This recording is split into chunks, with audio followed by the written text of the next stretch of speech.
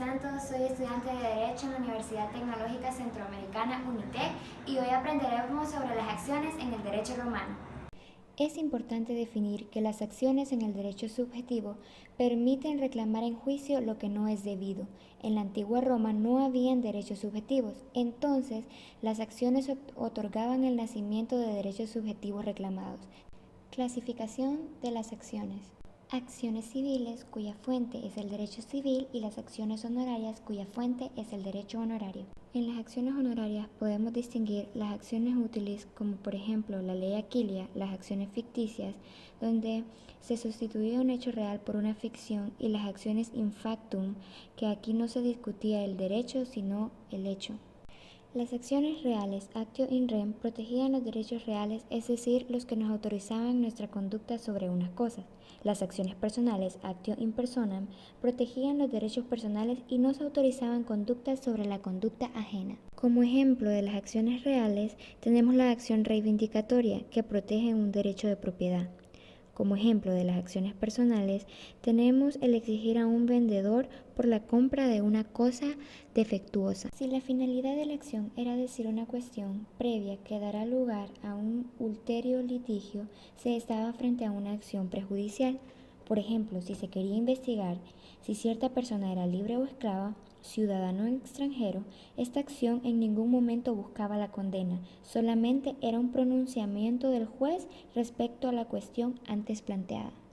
Como siguiente clasificación tenemos las acciones persecutorias, las penales y las mixtas. Esta división se basa en el objeto y persigue las acciones.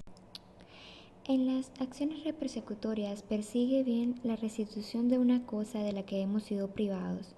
En las acciones penales perseguimos el pago de una pena pecuniaria, poena, por parte del responsable del acto ilícito.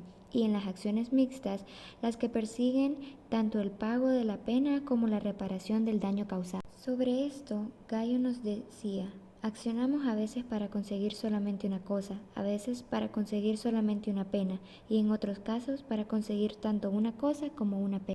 Acciones privadas y acciones populares. La finalidad de estas acciones es la atención a la persona que puede ejercer la acción.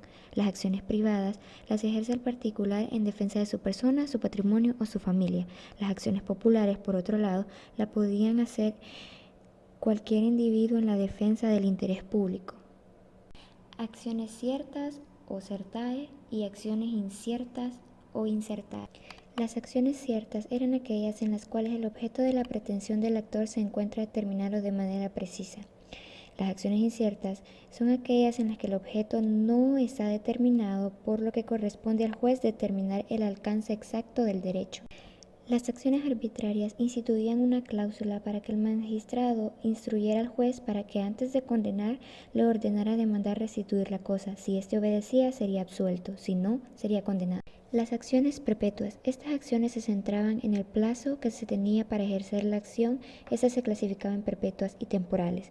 Ejemplo de las perpetuas eran las acciones penales de origen civil, y temporales eran las acciones penales creadas por el pretor.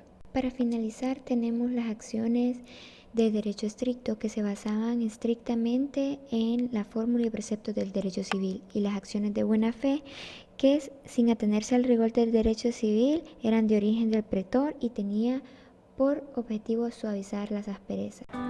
Finalmente, podemos decir que las acciones jugaron un papel muy importante en la antigua Roma. Espero que esta información haya sido de utilidad para ustedes. Muchas gracias por ver este video.